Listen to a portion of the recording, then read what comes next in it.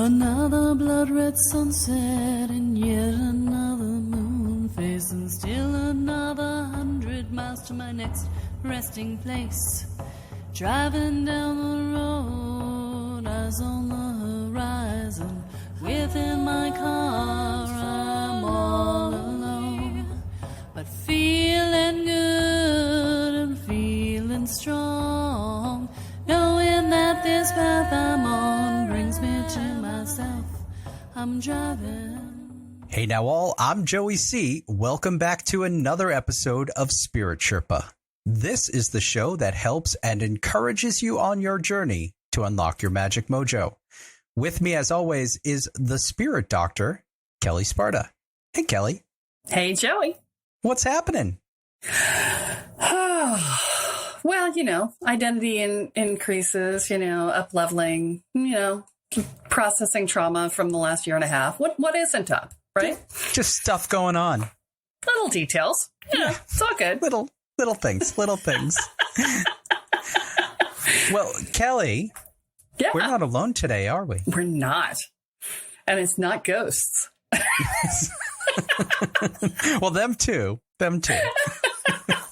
Not in my house. That's what wards are for. No, we've actually got a guest today. I'm super excited to have her on the podcast. Her name is Sigourney Belle, and she is a divine feminine goddess. And I've been reading her book, Wild Business, and it is amazing. And she's got some concepts around the feminine that I really want you guys to know about. And so I'm just gonna tell you a little bit about her. She is an internationally successful spiritual powerhouse. She's disrupting traditional business models. She's elevating consciousness and leadership. She is empowering bold femininity and helping thousands of clients uncover their unique and authentic purpose and genius. I am so excited to have her on the podcast. Sigourney, welcome. Thank you so much for having me on. I can't wait to have a discussion with you this morning. So we're talking around the world to each other because you're in... Where are you again? I'm in Western Australia, actually, in a little town north of Perth. A city, I should say, not a town, but yeah. So it's 8 in the morning your time and 8 at night our time. So we are directly in alignment here. So we are crossing the globe to talk about the divine feminine, which I love, right? So in your book, you talk about the feminine frequency formula. And I want you to tell us what that is and where you discovered it, how you came upon it, what made it fly for you. Yeah, for a start, I think it's just ironic and slightly hilarious that it's called the feminine frequency formula because there's no formula for the feminine. I was going to say. I often have a giggle about that actually. But yeah, it's a modality that I've created that I train people in and have been for the past 6 years. And it basically teaches people about the nature of the feminine, how to access that, and how to also how to journey that. And if we're looking at the feminine, as I said before, there's no formula to the feminine.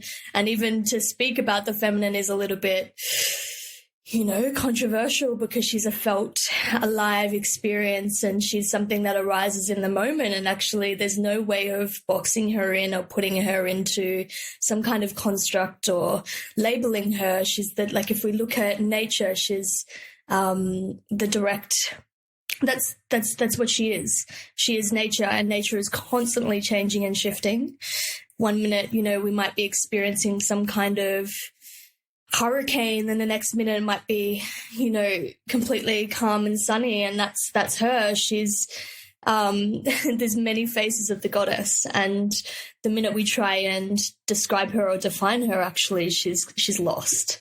In Native American culture, many of the I don't want to lump everybody together, but in many Native American cultures, they actually refer to her as divine mystery, which I've always loved. Yeah. Yeah, beautiful. And that's the training school is a feminine mystery school. So really it's a deep dive into the body and into the subconscious realms and into what we call the darkness, because that's where she emerges from.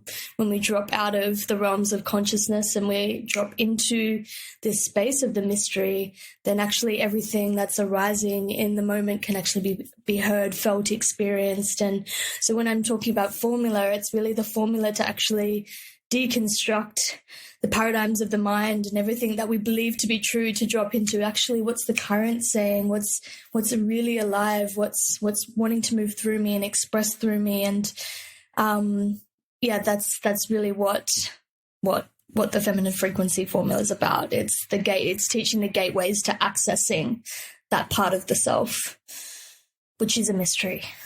Yeah. Well, and you're talking our language here, because we've talked about the divine feminine and the darkness and great mystery a lot on the podcast. So you are speaking to the choir here. We are part of the understanding of this. So we're thrilled to go a little deeper with you. So now you have tied this to business in the form of your book, Wild Business. So tell me how those two correlate for you.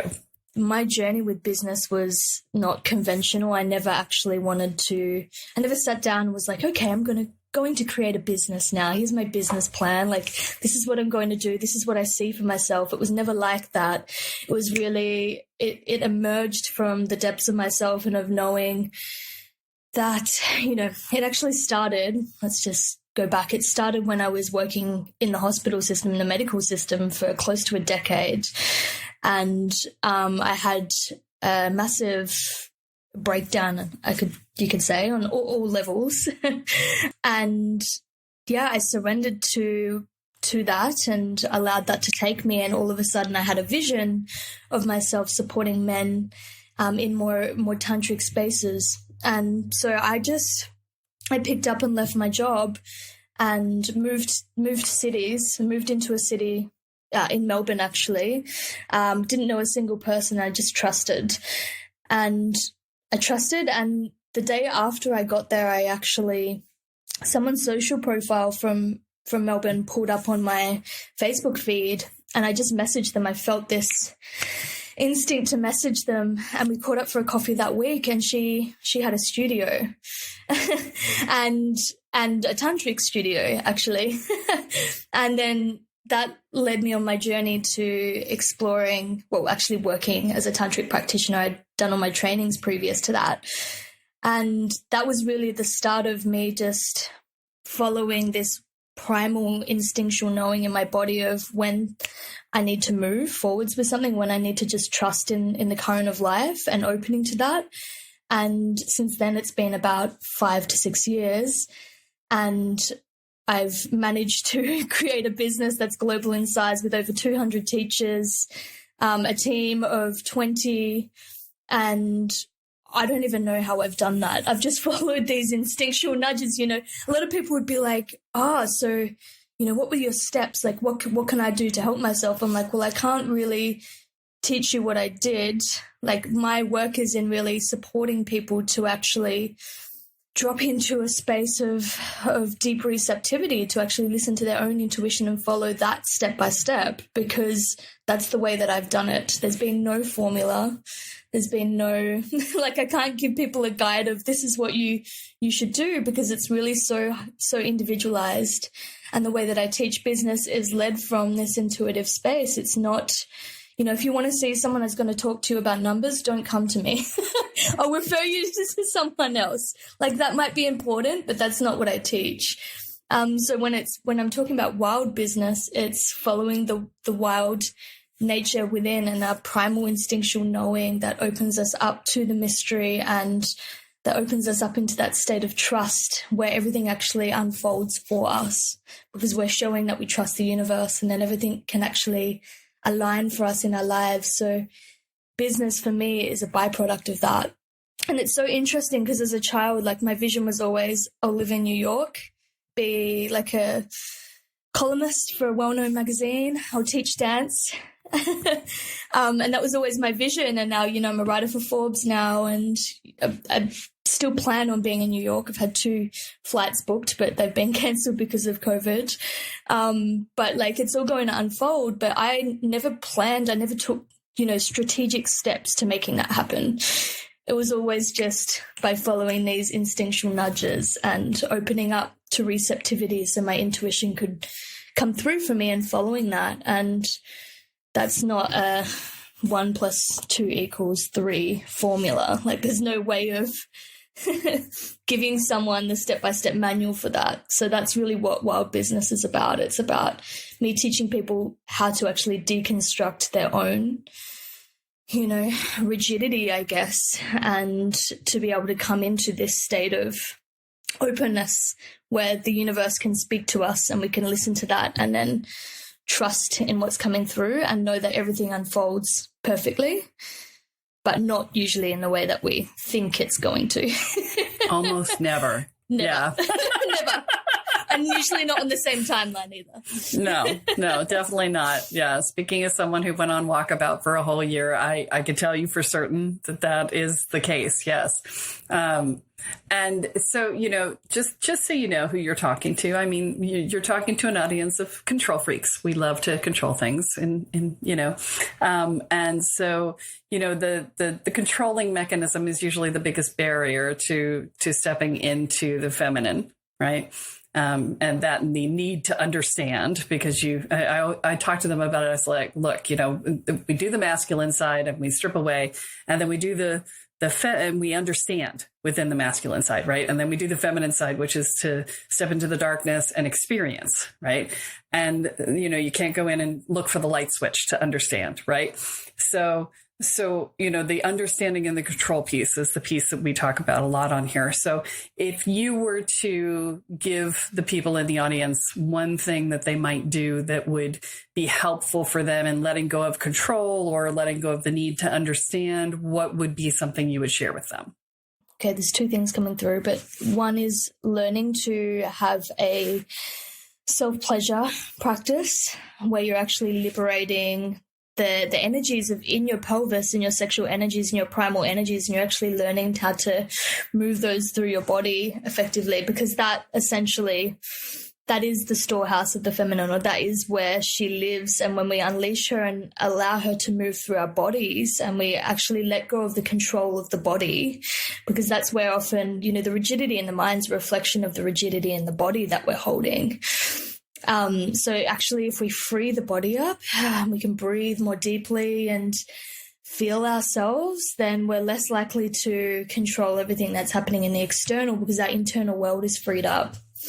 And so people are trying to reverse the control through the mind and through ways that they're still in some ways controlling the situation.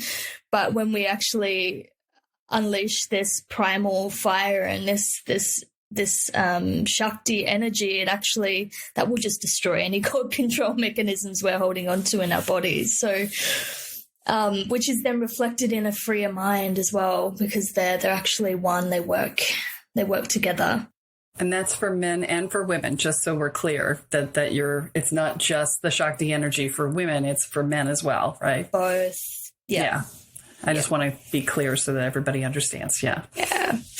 Yeah. Both men and women have a feminine nature, and it's a quality. It's these qualities of instinct, of that primordial energy, of that deep feeling nature, that emotive nature.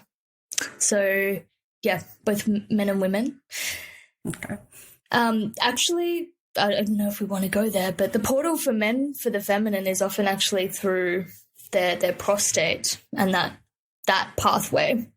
And it innovates a different nerve pathway that actually drops them into their feminine nature, and exploring that within a man actually can have a very powerful effect on his actual connection to his feminine side. Do I speak about that? Yeah, I'll bring that in. The other thing I would say is start just, doing things that you normally wouldn't. So instead of if you've got a really set routine, and just start with small things, like drive a different way to work, or do something, that you normally wouldn't, and start to actually kind of fragment your routine a little bit so that it disrupts your normal patterning and control mechanisms. That is another way to do it. Like, I like to try and go and work in different locations. So I'm not sticking to this rigid routine that keeps me feeling safe. And I'm like, externally, I'm actually alternating and, following different pathways as well. If you were to talk to people who are running a business right now, and you were to give them one piece of advice for how to be more intuitive in their business, what would you say there? Because that one's a big one for people. So I start immediately with cleaning up your space, like cleaning up your space, your environment, and your inner world. Like, your inner world and your outer world are a direct reflection of one another anyway. You might know Marie Kondo's work around this, but I'm a big advocate for the more minimalist, and the less you have going on, the more you can hear the subtleties and what's coming and emerging through you. So if there's so much busyness going on, which is represented in our external environment as well, and how much we have going on in our days, then there's actually not space and time to be able to hear what's wanting to come through. So the first step is just clear your space, create space for yourself. Make sure you've got time throughout the week where you're actually just either alone or you're, in your own with your own inner world. That's the first step. Then we can look at meditating and all of those other things. But I think people get overwhelmed with where to start. And I think if they try and add all of these things to their plate and, try to meditate for an hour and it doesn't work, then they just give in. So I think starting small and, just clearing everything out and doing a life audit basically as well. Where are you putting your time and energy that's not actually of value to you? Do a values alignment. The more you start to eliminate distractions in your life, the more you can actually become in tune with your inner world. So that's where I would start. It's so funny that you say that, because about 3.5 weeks ago, which was just before I got the message from your people about being on the podcast, and we agreed to do this, I started making space in my life and, to just sit and be and to contemplate who I wanted to be as a business owner and who I was becoming as a business owner, and just opening up and exploring different options. And what has happened in the last 3 weeks is that I've been getting message after message after message after message after message after message. And it's just come hot and heavy. And the more I open to it, the more it shows up. And so it's like, you brought your energy in and I'm already surfing it. So thank you for that. and it's opening up massive doorways for me right now. So yeah, I totally am in alignment with everything you're saying. I'm about 3/4, and we talked about this before we got on the call, that, I'm about 3/4 of the way through your book and I love it. And so, if you guys haven't picked up a copy of Wild Business and you are a business owner, you really want to pick it up. It's very good. For those of us who come from backgrounds where control was necessary, I will say that it is worth the effort to get past your control patterns on this. It's worth the effort to just get still. And even if you can only do it for 2 or 3 minutes at a shot, do it for 2 or 3 minutes at a shot. Eventually it'll be 3 to 5 minutes. Eventually it'll be 5 to 10. You'll just work your way up. The more you can step away from your screens, the more you can be with the question, be with the, who do I want to be with the, what do I want my business to be? Who do I want to be in my business? Right. That sort of thing. It's just fantastic. And the work that you're doing is so necessary in the business world because it's so structured and controlled, and it's so and everybody's saying the same thing. And especially for those of us who do spiritual work, it doesn't necessarily work. The traditional marketing stuff. No, it doesn't. Yeah. You know, you pay for coach after coach. It doesn't, I have too, right? It just doesn't work, right? You have to take the alternative approach. And so I love that you've got this book out that is so indicative of that. And, you know, I talk to my clients about the energetics of business all the time. So that's really super relevant. Tell us one more thing about you or your business that is something that might surprise us or engage us, or, you know. I think, well, I'm actually curious. I'm not turning this back around on you, by the way, but I'm curious about, you know, you say you're a spirit doctor because people started introducing me as a witch doctor. People were like, you know, she does so many things, but I think, you know, if we put it down to one thing, she's a witch doctor. Like, that's what she is. And, you know, I stepped away from the medical industry after 8 years and realized I was a medical medium. And that was my line of work for a period of time. And I still actually work with clients with that. And yeah, so I'm a witch. There's a full announcement, but it's kind of the thing that when I feel like when you're in business and also when you're in a feminine space, things change so quickly in your business as well. And it's really hard to actually categorize what is it that I actually do. And people come to me all of the time. They're like, I know I need to work with you, but I have no idea what it is you actually do. And I'm like, well, neither do I until you're in the space with me, because it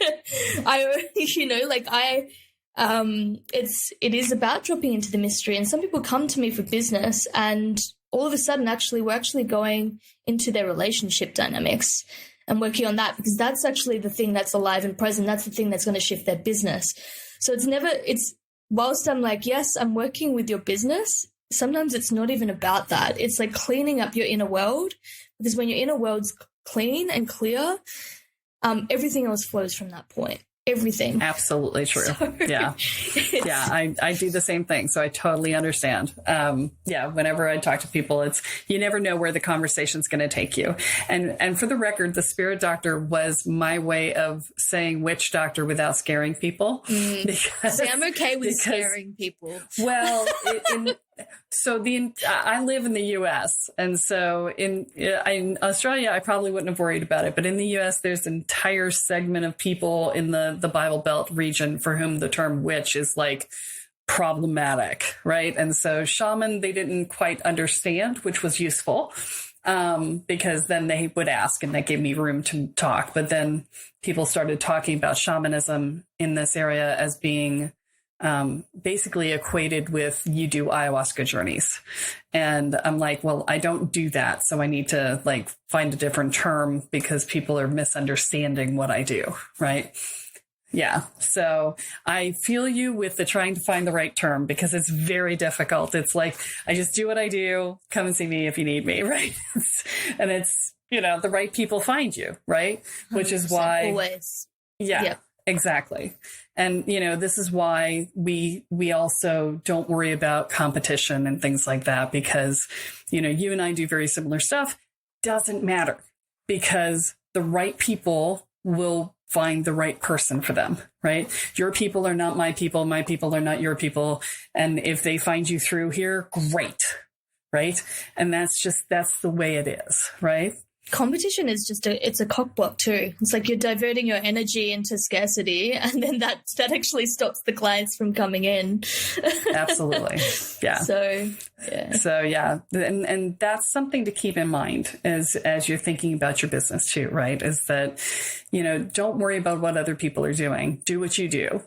Be in alignment with what you do and who you are.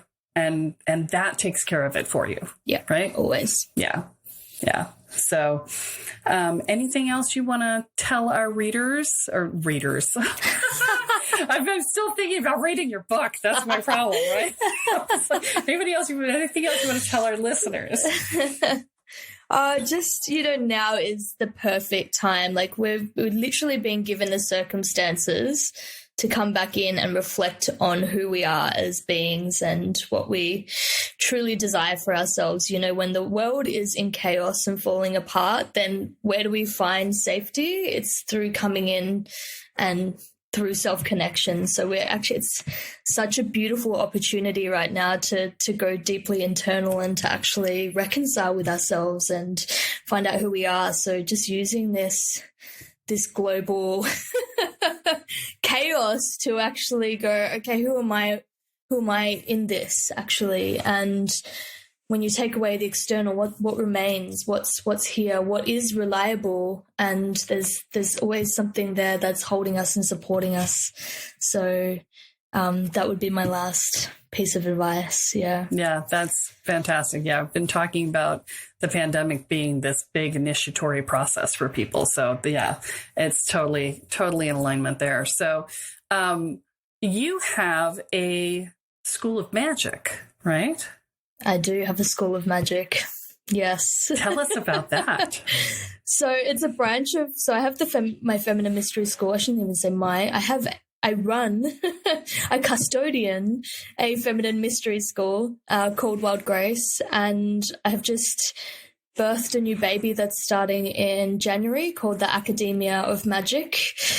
And it's a 6-month deep dive, which explores the foundations of magic and alchemy and herbalism, and there's a big mishmash of different modalities kind of intertwined into this 6-month journey, and also an element of business as well. So it supports you in also finding your genius pieces and actually using all of the modalities to create something of your own. I'm really passionate about that, about supporting people to find their medicine and bring that into the world. So that's happening in January, and I'm really excited about it.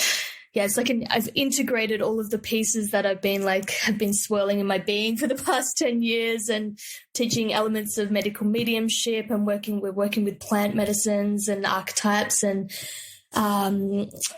planetary archetypes, and it's going to be a very fascinating journey and deep dive into the mystery. It's online. Yeah, basically everything I'm doing at the moment is online. So I can reach. Yay, COVID. Yeah, exactly. Yeah. So yeah, I can just drop the link with you guys for you to have a look. We'll put it in the show notes. Yeah, but it's myself, and I'll have a couple of other teachers alongside me, the spagyric practitioner, and herbal alchemist coming and teaching in the group, astrologers. So yeah, there's a good mishmash of facilitator support as well. That sounds fantastic. Yeah. So, so we will put a link in the show notes for that. We will also put a link in the show notes for the Wild Business book. And is there a separate link for the feminine frequency formula? Yeah, so it comes under the Wild Grace Mystery School Training Initiation. So I'll send you that as well. Yep. All right. Fantastic. Yeah. So you guys are going to have a lot to research when you get done with this podcast. Going to have to check out the show notes. That's it. As we're wrapping up, Kelly, did you want to give us a Kellyism here before we go out? Kellyism. Yeah, sure. So I always come up with these on the spot. So the Kellyism for today is, when you stand in your power, you will meet your match and you will be made more by it. Very cool. Very cool. Well, Sigourney, thank you so much for joining us tonight. It was wonderful, or this morning for you. And that is we all sync up the feminine around the globe. Yeah. Exactly. Maybe that's why my internet can't even handle it. It's just the bandwidth is just being drawn. Seriously. For real. All right. That is all that we have for this week. But be sure to join us next time as Kelly adds another chapter into your guide to energy, magic, and the spirit world. I'm Joey C., here with Kelle Sparta and Sigourney Belle, and you have been listening to Spirit Sherpa. So long, everyone. Bye. Bye. Each mile I travel over 13,000 now. Spirit Sherpa is the sole property of Kelle Sparta Enterprises and is distributed under a Creative Commons BY-NC-ND 4.0 license. For more information about this licensing, please go to www.creativecommons.org. Any requests for deviations to this licensing should be sent to kelly@kellesparta.com. To sign up for or get more information on the programs, offerings, and services referenced in this episode, please go to www.kellesparta.com. This episode of Spirit Sherpa has been produced by Honu Voice Productions, with post-production by Christopher Wright. Into my home and my love and